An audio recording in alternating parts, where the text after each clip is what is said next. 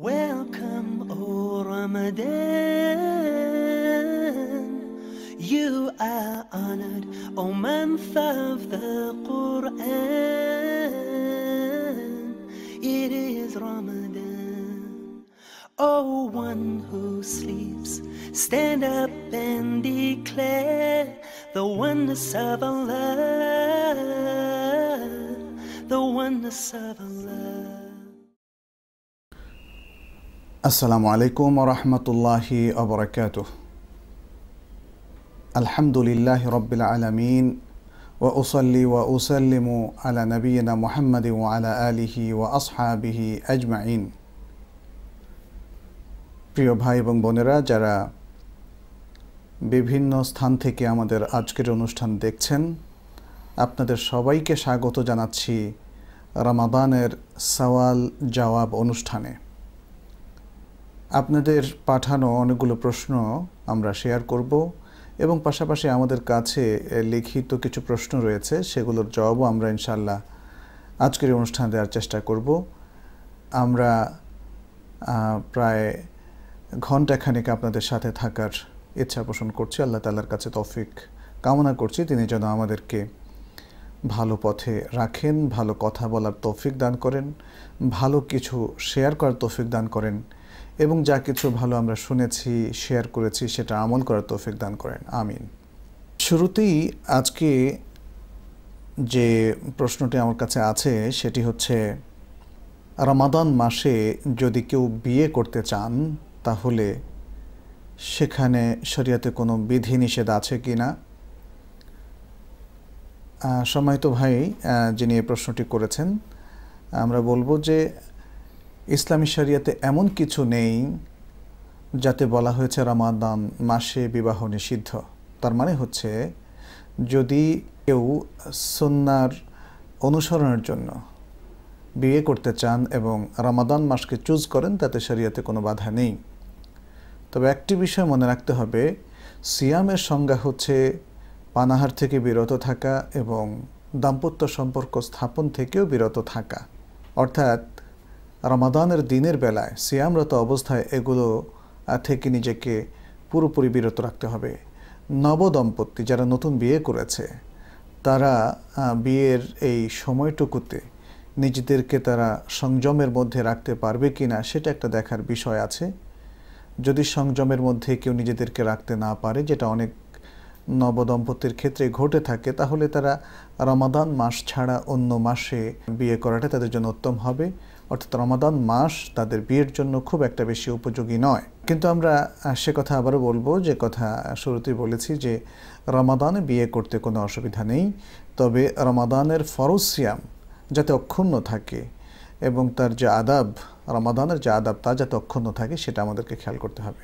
দ্বিতীয় একটি প্রশ্ন এসেছে, সেটি হচ্ছে, যদি সাহরি খাওয়ার পর কারো দাঁতে কিছু লেগে থাকে এবং দিনের বেলায় সে দাঁতের সেই লেগে থাকা খাবারটি সে খেয়ে ফেলে, গিলে ফেলে, তাহলে কি তার কারণে তার সিয়াম ভঙ্গ হবে? জি ভাই, যদি কেউ দাঁতে লাগা বিষয়টি খেয়ে ফেলেন তাহলে এবং সেটা তার স্টমাকে চলে যায়, তাহলে রোজা ভঙ্গ হবে। কারণ রোজার সংজ্ঞাই বলা হয়েছে যে পানাহার থেকে বিরত থাকা, আর এটা তো আহার করা হলো, যদিও সেটা দাঁতে লেগে রয়েছে, সেটা একটা আহার্য বস্তু, খাদ্যবস্তু, এবং সেটা তার স্টমাকে চলে গিয়েছে। কিন্তু যদি এমন হয় যে না, সেটা স্টমাকে যায়নি, তিনি গিলেও ফেলেননি, তাহলে শুধু দাঁতের মধ্যে লেগে থাকার কারণে, মুখের ভেতরে থাকার কারণে তার রোজা ভঙ্গ হবে না, যেহেতু এটা খেয়ে ফেলার অর্থ এর মধ্যে পড়ে না। অতএব খেয়ে ফেলা অর্থাৎ গিলে ফেলার পরে সেটা স্টমাকে যাওয়াটা, এটা রোজা ভঙ্গকারী। সুতরাং যদি কারো দাঁতে এমন কিছু লেগে থাকে, তাহলে সেসব ভাই বোনদের উদ্দেশ্যে আমাদের নসিহত হচ্ছে, আপনারা এগুলো খাবেন না, পরিষ্কার করে ফেলে দেবেন, যাতে করে আপনাদের রোজা নষ্ট না হয় এবং সেটি অক্ষুণ্ণ থাকে। আরেকটি প্রশ্ন এসেছে আমাদের কাছে, সেটি হচ্ছে, যদি কারো শরীরে রক্ত প্রবাহ হয়, অর্থাৎ কোথাও কোনো জখম হয়ে গেল অথবা অসুস্থতার কারণে হঠাৎ করেই তার শরীর থেকে রক্ত বের হওয়া শুরু হলো, অথচ তিনি রোজাদার, রোজা অবস্থায় কাণ্ডটি হলো, ঘটনাটি ঘটলো তাহলে তার বিধান কি, তার রোজা কি শুদ্ধ হবে নাকি রোজা ভেঙে গেল? এখানে একই কথাই আমরা বলবো, যদি জখমের কারণে অথবা কোনো অসুস্থতার কারণে যদি কারো এভাবে রক্ত বের হয় মুখ দিয়ে, নাক দিয়ে অথবা শরীরের অন্য যে কোনো জায়গা দিয়ে, যেমন স্কিন অথবা অন্য কোনো কিছু ফুটে যদি বের হয় তার ইচ্ছার বিরুদ্ধে, তাহলে রোজাদার অবস্থায় এই রক্ত বের হওয়ার কারণেও রোজা ভঙ্গ হবে না, তার সিয়াম ঠিক থাকবে। তবে কেউ যদি ইচ্ছে করে রক্ত বের করে, প্রচুর পরিমাণে রক্ত বের করে, যেমন রক্ত প্রদান করলো অথবা সিঙ্গা, যেটাকে আমরা কাপিং বলি, হিজামা বলা হয় আরবিতে, সেটা ব্যবহার করলো, তাহলে এই বিষয়টি তো আমাদের ইখতিলাফ রয়েছে। যেহেতু রাসূল সাল্লাল্লাহু আলাইহি সাল্লাম থেকে একাধিক রিওয়ায়াত এসেছে যে তিনি হিজামা ব্যবহার করেছিলেন, অর্থাৎ রক্ত তার শরীর থেকে বের করেছিলেন রোজাদার অবস্থায়। আবার কোথাও কোথাও রাসূল সাল্লাল্লাহু আলাইহি সাল্লাম রোজাদার অবস্থায় হিজামা ব্যবহার করলে তিনি বলেছেন যে রোজা ভেঙে যাবে। এভাবে তার আমল কথার মধ্যে বিভিন্নতার কারণে কেউ দুটো মত সৃষ্টি হয়েছে। তবে খুব গভীরভাবে এই দুটো বিষয়কে বিশ্লেষণ করলে দেখা যাবে যে রাসূল সাল্লাল্লাহু আলাইহি সাল্লাম আসলে হিজামাকে মূলত ইফতার বা রোজা ভঙ্গকারী হিসেবে চিহ্নিত করেননি। তিনি বলেছেন, অন্যান্য হাদিস থেকে যেটা বোঝা যায়, তিনি বলেছেন যে হিজামার কারণে মানুষ দুর্বল হয়ে পড়বে, রক্ত বের করার কারণে মানুষ দুর্বল হয়ে পড়বে, ফলে সে হয়তো বা রোজা ভেঙে ফেলতে বাধ্য হবে। এই কারণে হিজামা তিনি যেখানে নিষেধ করেছেন, নিষেধাজ্ঞার বিষয়টি এভাবেই ব্যাখ্যা করা হয়। এবং এটি শক্তিশালী অভিমত যে যদি ইচ্ছাকৃতভাবেও কেউ রক্ত বের করে তাহলেও তার বিশুদ্ধ মত অনুযায়ী রোজা ভাঙবে না, যদিও একটি মত হচ্ছে রোজা ভেঙে যাবে। আমরা বলছি বিশুদ্ধ মত অনুযায়ী রোজা ভাঙবে না। কিন্তু যদি কেউ এই আশঙ্কা করে যে রক্ত দেওয়ার কারণে তিনি দুর্বল হয়ে যাবেন এবং তাকে রোজা ভাঙতে বাধ্য হতে হবে, এই অবস্থায় তিনি রক্ত দেবেন না। অথবা হিজামা নিলেও তিনি এমন দুর্বল হয়ে যাবেন যে শরীর থেকে হিজামার মাধ্যমে, কাপিংয়ের মাধ্যমে অনেক রক্ত গিয়েছে, ফলে তিনি দুর্বল হবেন, অসুস্থ হবেন, তাকে রোজা ভাঙতে হবে। এই অবস্থায়ও তিনি হিজামা ব্যবহার করবেন না। তাহলে যদি কারো আশঙ্কা হয় যে তিনি সুস্থ থাকবেন, আশঙ্কা বলতে আমরা বলছি যে প্রবল বিশ্বাস হয় যে তিনি সুস্থ থাকবেন, তার কোনো দুর্বলতা হবে না, রোজা ভাঙতে হবে না, তাহলে তিনি রক্ত দিতে অথবা হিজামা করতে অসুবিধা নেই। কিন্তু আশঙ্কা থাকলে হিজামা এবং রক্ত দেওয়া দুটোই অ্যাভয়েড করবেন। আরেকটি প্রশ্ন এসছে, অনেকগুলো প্রশ্ন আমাদের কাছে রোজা ভঙ্গকারী বিষয়গুলোর মধ্যে, যে যদি কেউ রোজা অবস্থায় বমি করেন, মুখ ভরে বমি করেন, তাহলে কি তার রোজা ঠিক থাকবে নাকি রোজা ভেঙে যাবে? এখানে আমরা আবু হুরায়রা রাদিয়াল্লাহু তাআলা আনহু থেকে একটা হাদিস দেখি, যেখানে রাসূলুল্লাহ সাল্লাল্লাহু আলাইহি ওয়াসাল্লাম বলেছেন, মান যারাআহুল কাইউ ফালাইসা আলাইহিল কাদা। মান যারাআহুল কাই আই মান গালাবাহুল কাই, যার শরীর থেকে ভেতর থেকে প্রবল অসুস্থতার কারণে বা অসুস্থতার কারণে মুখ ভরে বমি হলো, তাহলে যেহেতু সে তার ইচ্ছার বিরুদ্ধে বমি করেছে, ফালা কাদা আলাইহ, তার উপরে, বা ফালাইসা আলাইহিল কাদা, তার উপরে কোনো সিয়ামের কাদা করতে হবে না, তার সিয়ামটা ঠিক থাকবে। ওমান ইস্তাকা আমদান ফালাইহিল কাদা ফালিয়াকদি, এভাবেও এসেছে যে ব্যক্তি ইচ্ছাকৃতভাবে বমি করে, যেমন গলায় হাত দিয়ে বা যে কোনো একটা প্রসেস অবলম্বন করলো বা এমন কিছু খেলো যেটা খেলে বমি হয়, তাহলে সে অবস্থায় সেই সিয়ামটি কাদা করাটা ওয়াজিব হবে, কারণ তার ইচ্ছাকৃতভাবে বেশি বমি করার কারণে তার রোজা ভঙ্গ হয়ে গেল। এই হাদিসটি এসেছে তিরমিজির মধ্যে, সুনান তিরমিজি, এবং শেখ আলবানী রাহিমাহুল্লাহ হাদিসটিকে শুদ্ধ বলেছেন। আমরা আরও কয়েকটি ভিন্নধর্মী প্রশ্ন নিতে চাচ্ছি। দিনভর কাজ করার কারণে যদি কেউ খুব কষ্টের মধ্যে থাকেন, যে রোজা রাখাটা তার কষ্ট হচ্ছে, তাহলে ভাঙতে পারবেন কি না? প্রথম কথা হচ্ছে যে কষ্টটা যদি স্বাভাবিক হয় তাহলে রোজা ভাঙা যাবে না, কারণ রোজার মধ্যে তো একটু কষ্ট হবেই। প্রতিদিন সকালবেলায় আমরা নাস্তা করতে অভ্যস্ত, দুপুরে মধ্যাহ্নভোজ করতে অভ্যস্ত, এবং রাতে আমরা ডিনার করতে অভ্যস্ত। তো এই যে আমাদের একটা স্বাভাবিক নিয়ম ছিল, সেটির ব্যত্যয় ঘটার কারণে আমাদের তো কষ্ট হবেই। এই কষ্টের কারণে রমাদানের দিনের বেলায় রোজা ভেঙে খাবার খাওয়া বা পান করা এটা জায়েজ হবে না। এটা আকেল বালেগ মুসলিম যাদের রোজা ভাঙার কোনো কারণ নেই, মুসলিম নরনারী, তাদের ক্ষেত্রে প্রযোজ্য, অর্থাৎ তারা রোজা ভাঙতে পারবে না স্বাভাবিক কষ্টের কারণে।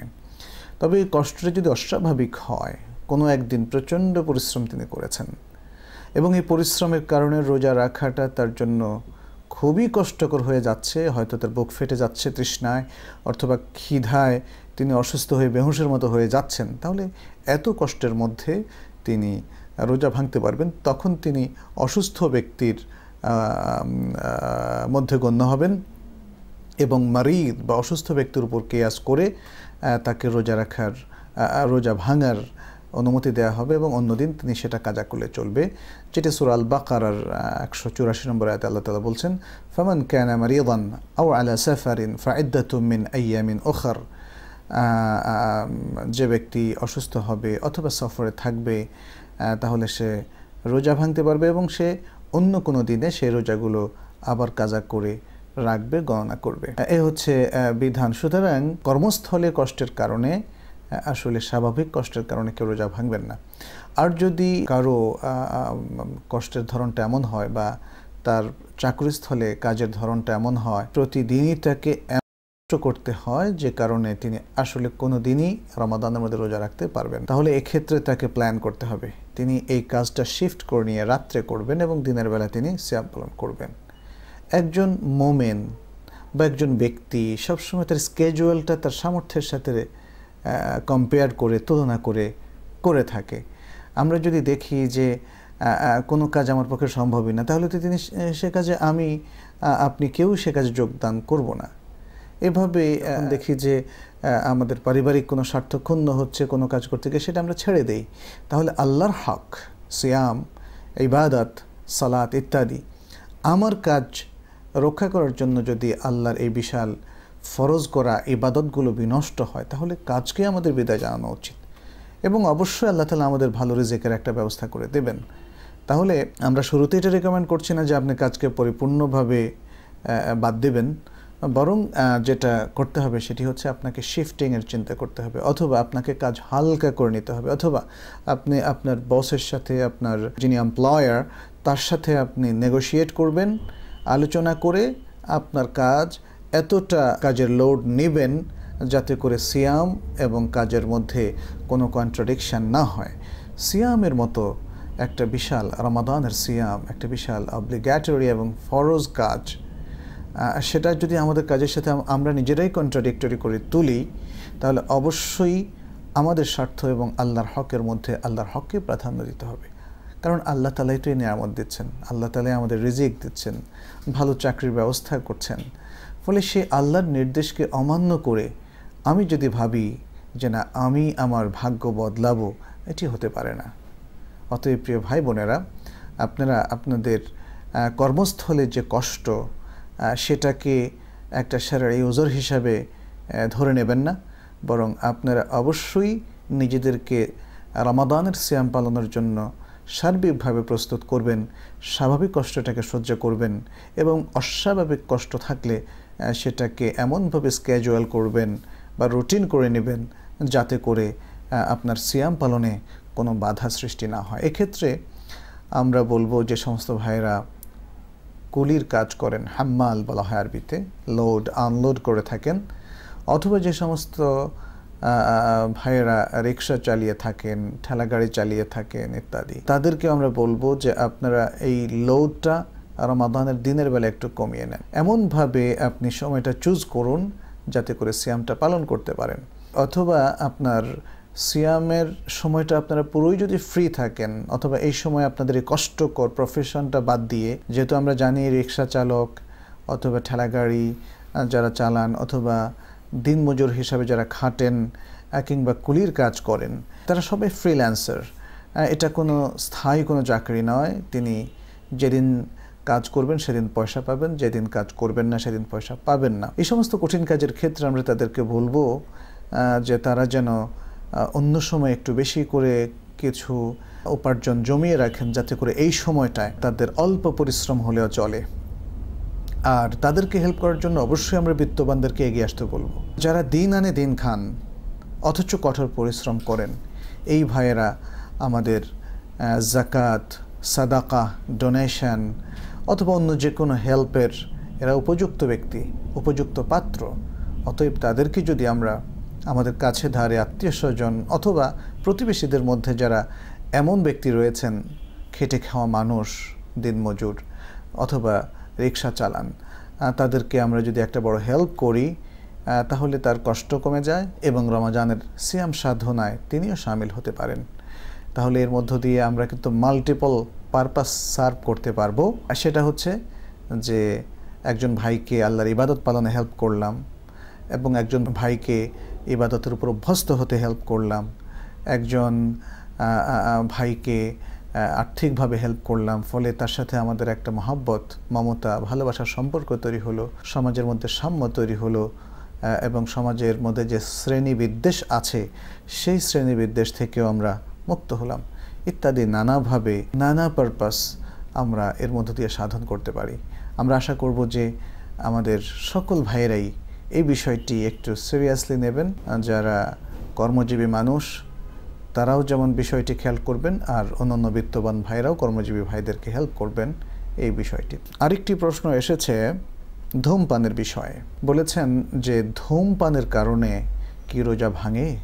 আমরা আমাদের মুসলিম সোসাইটিতে অনেক ভাইদেরকে দেখি যে তারা ধূমপান করে থাকেন, অনেক সময় মহিলাদেরকেও দেখা যায় ধূমপান করেন এবং রমাদানের দিনেও তারা ধূমপান করে থাকেন। তাহলে কি তাদের রোজা ভঙ্গ হয় না? এটি ছিল প্রশ্ন। প্রথমত আমরা বলবো ধূমপান সম্পর্কে ওলামাদের তাহকিকি বক্তব্য হচ্ছে, সঠিক এবং অথেন্টিক বক্তব্য হচ্ছে ধূমপান হারাম। এটি শুধুমাত্র সাধারণ মাকরুহ নয়। হারাম মানে হচ্ছে যা করলে পাপ, না করলে সওয়াব। মাকরুহ মানে হচ্ছে যা না করলে সওয়াব, করলে কোনো পাপ নেই। তো ধূমপান অবশ্যই এই ধরনের মাকরুহ নয় যা করলে কোনো পাপ নেই অথচ না করলে সওয়াব পাবে, বরং ধূমপান করলেই পাপ হবে, এই জন্যই হারাম বলা হয়েছে। এবং এর পক্ষে অনেক দলিল আছে। যদিও তোমরা ধূমপান করো না সরাসরি ডিরেক্ট এরকম কোনো টেক্সট কোরআনে বা হাদিসে আসেনি, কিন্তু এমন সব বক্তব্য কোরআনে এসেছে যাতে করে বোঝা যায় যে ধূমপানটা আসলে হারাম। এগুলো আমরা একসাথে যদি বলা শুরু করি তাহলে যে কেউ কনভিন্সড হবেন। যেমন ধূমপানের মধ্যে রয়েছে বড় ধরনের ক্ষতি এবং এই জন্যই প্রত্যেকটা সিগারেটের প্যাকেটের উপর আমাদের দেশে, বাংলাদেশে এবং বাংলাদেশের বাইরে বিদেশে যে কোনো দেশে আপনারা দেখবেন লেখা আছে সংবিধিবদ্ধ সতর্কীকরণ, ধূমপান স্বাস্থ্যের জন্য ক্ষতিকর। বাংলাদেশে বাংলায় লেখা আছে আর এটা অন্যান্য দেশে তাদের নিজ নিজ ভাষায় লেখা আছে। সারা বিশ্বব্যাপী এটা স্বীকৃত এবং মেডিকেল সায়েন্সও বলে যে ধূমপান স্বাস্থ্যের জন্য ক্ষতিকর। অতএব একটা ক্ষতিকর জিনিসকে ইসলাম শুধু মাকরুহ বলবে এটা হয় না। ক্ষতিকর জিনিস সম্পর্কে আল্লাহ রাসূল সাল্লাল্লাহু আলাইহি সাল্লাম যেটি বলেছেন তিনি বলছেন লা দারারা ওয়ালা দিরার, যে নিজের ক্ষতি করা যাবে না, অন্যের ক্ষতি করা যাবে না। আমরা জানি যে ধূমপান নিজের সবচেয়ে মারাত্মক ক্ষতি করে, লাং ক্যান্সার সহ নানা ধরনের ক্ষতিকারক রোগ ব্যাধি এর মধ্যে রয়েছে এবং নিকোটিনের মতো একটা ক্ষতিকর পদার্থ এতে রয়েছে, যার কারণে নানা ধরনের সমস্যা তৈরি হতে পারে। ডিরেক্ট যারা স্মোকার বা মুদাখিন তাদের ক্ষতির আশঙ্কাটা বেশি, আর যারা ইনডিরেক্ট স্মোকার সেটাই বলছে অন্যের ক্ষতি করা। অর্থাৎ আপনি যখন ধূমপায়ী হবেন আপনার চারপাশে যারা ধূমপান করছেন তাদের বাইরে যারা রয়েছেন তারা হচ্ছে ইনডিরেক্ট স্মোকার। অর্থাৎ ধূমপায়ীদের চারপাশে যারা রয়েছেন তারা হচ্ছেন ইনডিরেক্ট স্মোকার। ইনডিরেক্ট স্মোকাররাও প্রায় ডিরেক্ট স্মোকারদের কাছাকাছি ক্ষতিগ্রস্ত হয়ে থাকেন। তাহলে ধূমপানের মধ্যে রয়েছে নিজের ক্ষতি, ধূমপানের মধ্যে রয়েছে অন্যের ক্ষতি। তাছাড়া তামাক চাষ, এই তামাকটাও ক্ষতিকারক একটি পদার্থ। তামাক সেবন করা এটা অনেক সময় দেখা যায় মানুষকে অনেকটা নেশাগ্রস্ত করে ফেলে। ধূমপায়ীরা তাদের ধূমপান খুব সহজে ছাড়তে পারেন না, কঠিন একটা নেশার মতো।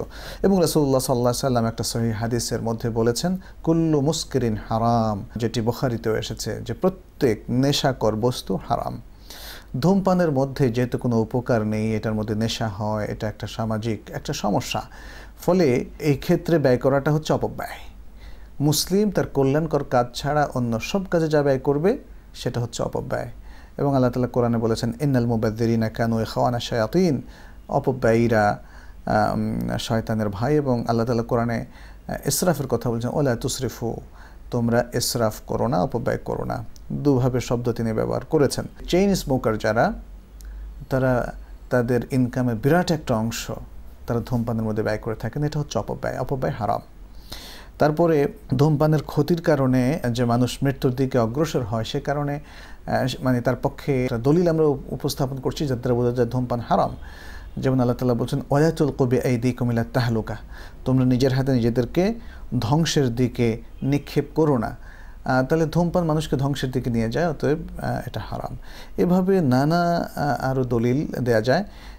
ইমাম শাতিবী রাহমাহুল্লাহ তিনি বলেছেন যে এই যে বিভিন্ন টাইপের দলিল আমরা একসাথ করলাম এবং সেটা ধূমপানের সাথে সহজেই ট্যাগ করা যাচ্ছে এবং ক্লিয়ারলি ধূমপানের বিভিন্ন অনুষঙ্গকে হারাম হিসাবে ঘোষণা করছে, এটাকে বলা হয় দলিলুল ইস্তিকরা, দলিল আল ইস্তিকরা, অর্থাৎ সকল দলিল, শরীয়তের সকল মাকাসিদ, ইন্টেন্টস অ্যান্ড অবজেক্টিভস, এগুলোকে যদি আমরা কম্পেয়ার করি, কম্পেয়ার করার পরে যে কনক্লুশনে আমরা পৌঁছি সেটি হচ্ছে যে কোনো কনসিকুয়েন্সকে আমরা বলবো এটা হারাম, এটা হারাম। অপব্যয় হারাম, ক্ষতি করাটা হারাম, অন্যের ক্ষতি করাটা হারাম, নিজেকে ধ্বংসের দ্বার প্রান্তে উপনীত করাটা হারাম, ইত্যাদি ইত্যাদি।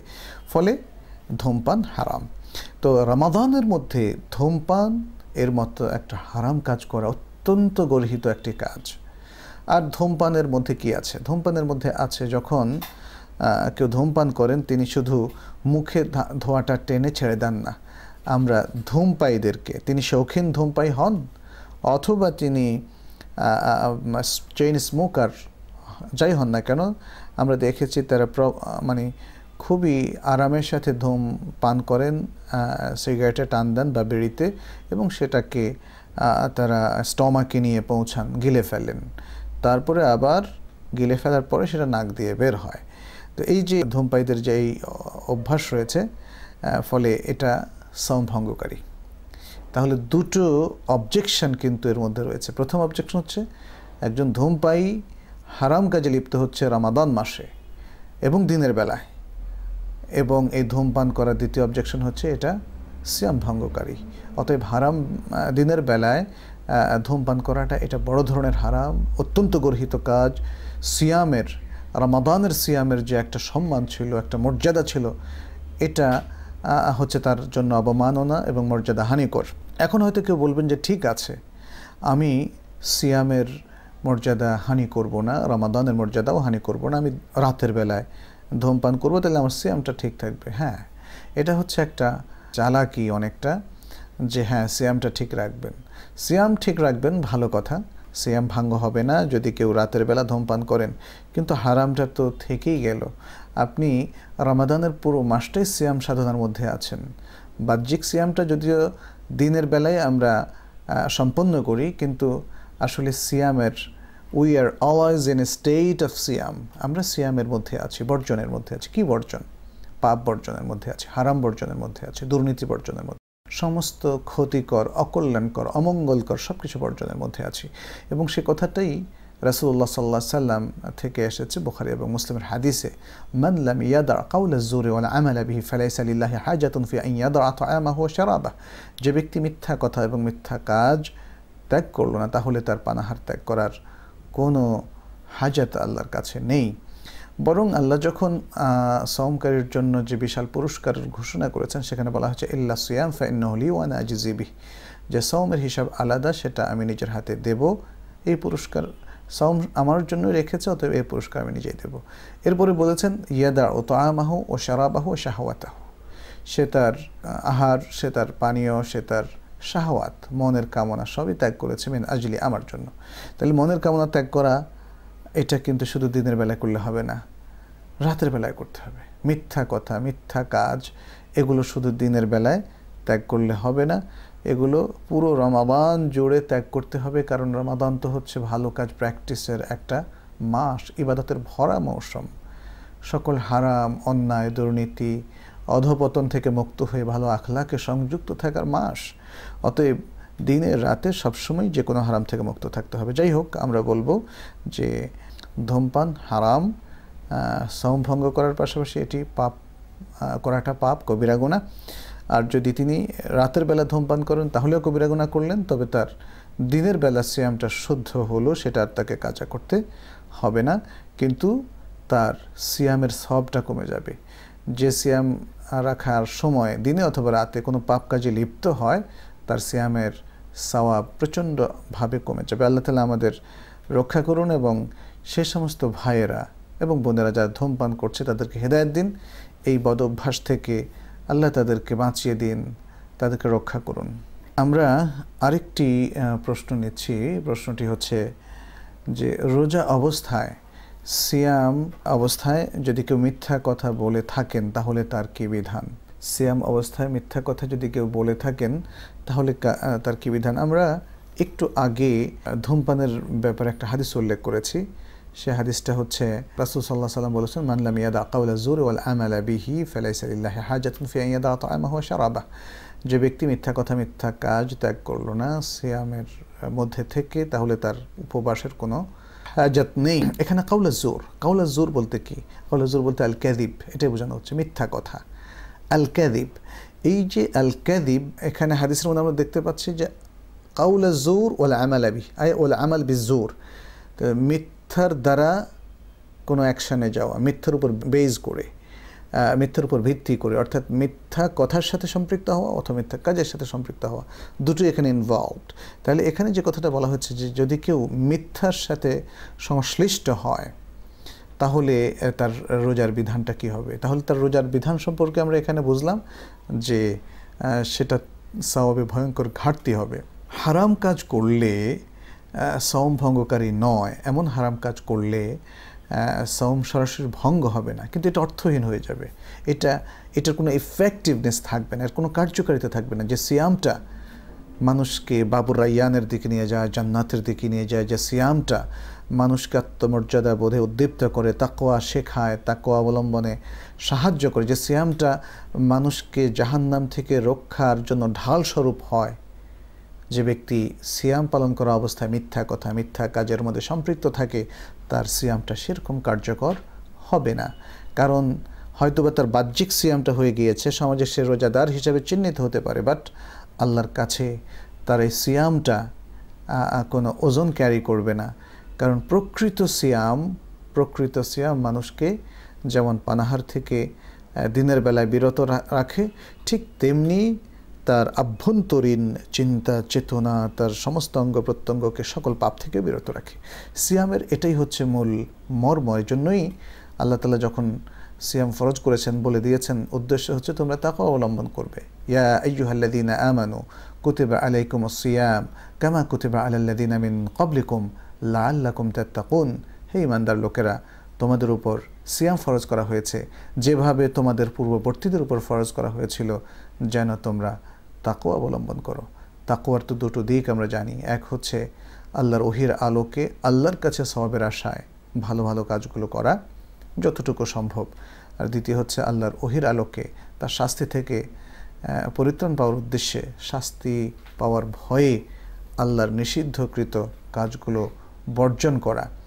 তাহলে এটা হচ্ছে সর্বতোভাবে বর্জন করা, বর্জনীয় দিকগুলো সর্বতোভাবে বর্জন করতে হবে, আর পালনীয় দিকগুলো যথাসম্ভব করবে। এর মধ্যে ফরজগুলো বা ওয়াজিবগুলো তো তাকে করতেই হবে, মাসনুনগুলো যতটুকু সম্ভব তিনি করবেন। সুতরাং শেষ কথা আমরা বলবো এই প্রশ্নের উত্তরে যে সিয়াম পালনরত অবস্থায় মিথ্যা থেকে সর্বতোভাবে আমাদেরকে বিরত থাকতে হবে, তাহলে আমাদের সিয়াম কার্যকর হবে এবং সিয়ামের পরিপূর্ণ সওয়াব এবং বিশেষ পুরস্কার আমরা পাব। কিন্তু সিয়ামরত অবস্থায় মিথ্যা কথা বললে তাহলে সিয়ামের আসার, সিয়ামের প্রভাব কমে যাবে, সিয়াম আমাদেরকে তাকে উপহার দেবে না, সিয়াম আমাদের চরিত্র গঠন করবে না, সিয়াম আমাদের আমলকে শুদ্ধ করবে না, আমাদের আখলাককে তৈরি করবে না, বরং সার্বিকভাবে এই সিয়াম যেটার সাথে মিথ্যা সম্পৃক্ত রয়েছে আমাদের এই আমলের কারণে, তো সে সিয়ামের সওয়াব অনেক কমে যাবে। আল্লাহ তাআলা তা থেকে আমাদেরকে রক্ষা করুন। আমরা আরও কিছু প্রশ্ন নিচ্ছি।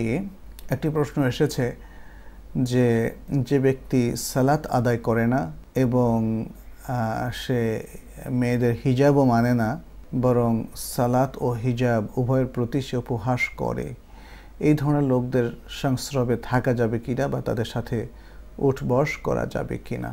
প্রিয় ভাই এবং বোনেরা, একজন মুসলিম সালাত তরক করে, সালাত পড়ে না, এটা হতে পারে না। একজন মুসলিম, আপনারা লক্ষ্য করুন, একজন মুসলিম, সে রাসূলুল্লাহ সাল্লাল্লাহু আলাইহি ওয়াসাল্লামের যুগ থেকে আমরা দেখি, ইভেন সালাত ফরজ হওয়ার আগ থেকেও দেখি যে যেমন ওমর ইবনুল খাত্তাব রাদিয়াল্লাহু তাআলা আনহু বা আরও অনেকেই যারা ইসলাম গ্রহণ করেছেন সাথে সাথে কাবা চত্বরে গিয়ে সালাত আদায় করেছেন।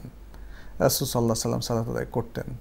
আজও আমরা দেখি যারা রিভার্টেড হচ্ছে ইসলামে, আমেরিকাতে, কানাডাতে, ইউকেতে কিংবা মুসলিম মাইনরিটি কান্ট্রিগুলোতে, সেখানে আমরা দেখি প্রথম যে কাজটি এই মুসলিম ভাই কিংবা বোন করেন সেটি হচ্ছে তিনি শাহাদাত বাণী উচ্চারণ করেন, আশহাদু আল্লা ইলাহা ইল্লাল্লাহ ওয়া আশহাদু আন্না মুহাম্মাদুর রাসূলুল্লাহ। এবং দ্বিতীয় কাজটি পুরুষ নারী সবাই করেন, সেটা হচ্ছে সালাত শেখেন। সালাত আদায় করার জন্য তারা খুবই সিরিয়াস হন এবং মেয়েদের ক্ষেত্রে তারা হিজাবটা নিয়ে নেন। এটা সকল মুসলিম রিভার্টেডের ক্ষেত্রে আমরা লক্ষ্য করি, যারা আগে অমুসলিম ছিলেন এখন মুসলিম হলেন। তার মানে হচ্ছে একজন ব্যক্তি ইসলাম গ্রহণের মুহূর্তেই বুঝে ফেলেন what is the serious concern of Islam, the obligation of Islam. সেটি হচ্ছে তার ইমান আনা, ইমানের স্বীকৃতি দেওয়া এবং সালাত এর মাধ্যমে তার ইবাদতের প্র্যাকটিস শুরু করে দেওয়া। নারীরা তার হিজাবের মাধ্যমে নিজেকে একটা শালীন পোশাকের মধ্যে এবং পর্দার মধ্যে তিনি নিজেকে ঢেকে রাখেন, কারণ এর মধ্য দিয়ে নারীত্ব আরও বেশি মর্যাদা সম্পন্ন হয়ে ওঠে। ফলে যে ব্যক্তি সালাত আদায় করে না এবং যে নারী হিজাব করে না, এটা অত্যন্ত গর্হিত, খুব বড় ধরনের কবিরা গুনাহ। সালাত তরক করাকে বলা হয় কুফর। আল আহদুল্লাযী বাইনানা ওয়া বাইনাহুম আস-সালাহ ফামান তারাকাহা ফাকাদ কাফারা। আমাদের এবং আহলে কিতাবদের মধ্যে পার্থক্য হচ্ছে সালাত। যে ব্যক্তি সালাত তরক করলো সে কুফরি করলো, তাহলে সালাত তরক করাটা কুফরি। আর হিজাব হচ্ছে ইবাদাহ। সূরা আন-নূরের মধ্যে, সূরা আল-আহজাবের মধ্যে আল্লাহ তাআলা শুধু সাধারণ মুসলিমদেরকে নয়, মুসলিম নারীদেরকে নয়, তিনি নবী বিবিদেরকেও হিজাব করে নির্দেশ দিয়েছেন। সকল মুসলিম নারীদেরকে তিনি নির্দেশ দিয়েছেন তারা যেন ইউদনিনা মিন জালাবিবিহিন্না, তারা যেন পর্দা করে, তারা যেন কাপড় ঝুলিয়ে শরীরকে ঢেকে রাখে, তাদের সৌন্দর্যকে ঢেকে রাখে। তারা যেন তাদের ওলা ইউবদিনা যিনাতাহুন্না, তারা তাদের জন্য সৌন্দর্য, তাদের যে সুন্দর দেহাবয়ব রয়েছে বা অলঙ্করণ রয়েছে, এগুলো সব কিছু তারা ঢেকে রাখে, মানুষের উদ্দেশ্যে প্রকাশ না করে।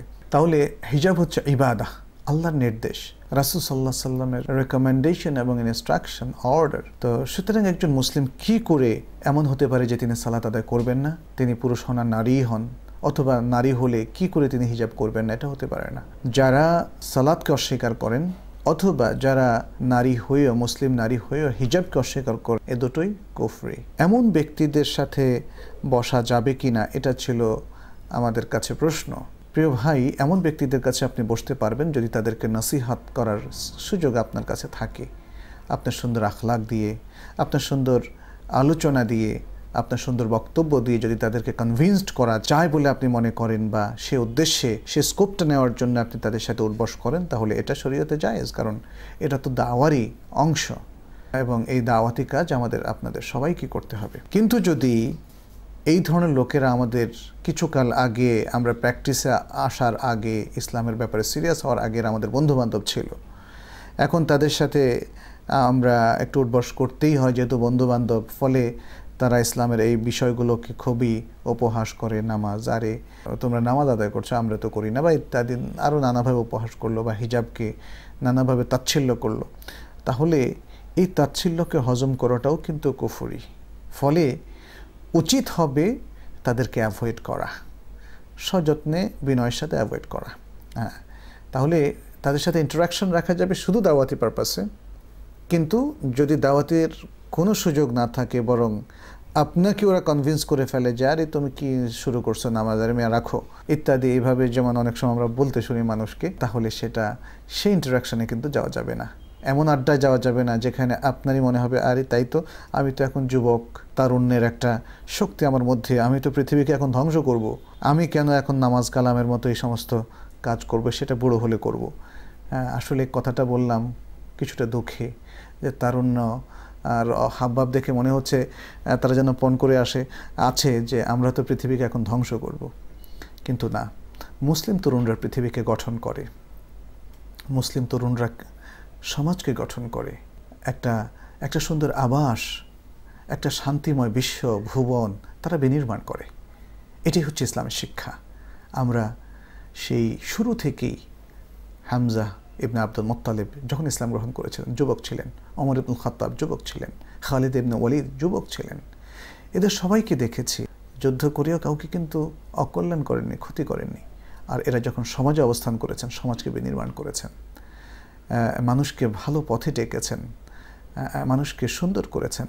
ওমর ইবনুল খাত্তাব যাকে বলা হতো তিনি খুবই তেজস্বী এবং অত্যন্ত, কেউ কেউ বলে থাকেন মেজাজ কড়া ছিল ইত্যাদি ইত্যাদি, কিন্তু খলিফা হওয়ার পর আমরা দেখি মানুষের দ্বারে দ্বারে ঘুরে বেড়াতেন, বাড়িতে বাড়িতে খবর নিতেন। তার যে শক্তি আল্লাহ দিয়েছিলেন সেই শক্তিকে এভাবেই সমাজের কল্যাণে, দেশের কল্যাণে, বিশ্বের কল্যাণে, মানবতার কল্যাণে তারা ব্যয় করেছেন। অতএব আমাদের আহ্বান থাকবে তরুণদের কাছে যে না, ধ্বংস নয়, স্থাপনা, বিনির্মাণই হচ্ছে তাদের কাজ। এবং এর মধ্যে সবচেয়ে সুন্দর বিনির্মাণ তারা করবে সহি আকিদার বিনির্মাণ, তারা করবে কোরআনের সমাজকে বিনির্মাণ করবে, তারা আখলাককে নির্মাণ করবে, তারা যত সব কল্যাণ আল্লাহ তাআলা এই পৃথিবীর জলে স্থলে অন্তরিক্ষে দেয় সেগুলোকে তারা বিনির্মাণ করবে। এবং এভাবে তারুণ্য এই পৃথিবীকে ধ্বংসের হাত থেকে রক্ষা করবে, তারা ধ্বংস করবে না। আমরা সে আশা করছি। সিয়াম আমাদের কাছে সেই উপঢৌক নিয়ে এসেছে, সে সওগাত নিয়ে এসেছে। আমাদের শ্রোতা ভাই বোন সহ সমস্ত বিশ্ববাসীর কাছে আমাদের তাই আহ্বান, আসুন আমরা রমাদানের আদব রক্ষা করি, রমাদানের সিয়াম সাধনাকে সার্থক করি এবং এই রমাদান মাসে যে মহাগ্রন্থ আল কোরআন নাজিল হয়েছে সেটিকে তেলাওয়াত করি, বুঝি, সেটিকে হিফজ করি, সেটিকে হৃদয়ঙ্গম করি, চিন্তা ভাবনা করি, সেই কোরআন অনুযায়ী আমল করি, কোরআনের দিকে মানুষকে দাওয়াত দিই, কোরআনকে প্রতিষ্ঠা করি। তাহলেই আমাদের জীবন হবে সুন্দর, সার্থক, দুনিয়া হবে খুবই সুন্দর এবং আখিরাতে আল্লাহর কাছে আমরা নাজাত পেতে পারি। আপনাদের সবাইকে সে আহ্বান জানাচ্ছি। প্রিয় ভাই এবং বোনেরা, আমাদের অনুষ্ঠান দেখার আমন্ত্রণ জানাচ্ছি আপনাদেরকে প্রতিদিন এই সময়ে। পুরো রমাদান মাস জুড়ে, এই 1434 হিজরি রমাদান এবং 2013 সালের এই রমাদান, আপনারা রমাদানের প্রতিটি দিন বাংলাদেশ সময় 10:15 থেকে আমাদের অনুষ্ঠান দেখবেন। আর রমাদানের পরেও আমরা কন্টিনিউ করার চেষ্টা করব এবং আমি আশা করছি বাংলাদেশের আরও মুহাক্কিক শাইখরা আপনাদের সাথে আসবেন। আপনারা উত্তরাত্তর অন্যান্যদের প্রতি আহ্বান রাখবেন যেন আমাদের অনুষ্ঠান তারা দেখেন এবং আমাদেরকে শেয়ার করেন। আপনাদের বেশি বেশি প্রশ্নের অপেক্ষায় আমরা রইলাম। আপনাদের সাথে শেয়ার আমরা উত্তরাত্তর আরও বৃদ্ধি করব, এই আশা আমাদের থাকলো। আল্লাহর কাছে দোয়া করছি তিনি যেন আপনাদের সকলের ভালো আমলগুলোকে কবুল করেন। আজ এ পর্যন্তই। পরবর্তী পর্ব দেখার আমন্ত্রণ জানিয়ে আজকের মতো এখানে শেষ করছি। আল্লাহ হাফেজ। আসসালামু আলাইকুম ওয়া রাহমাতুল্লাহি ওয়া বারাকাতুহু।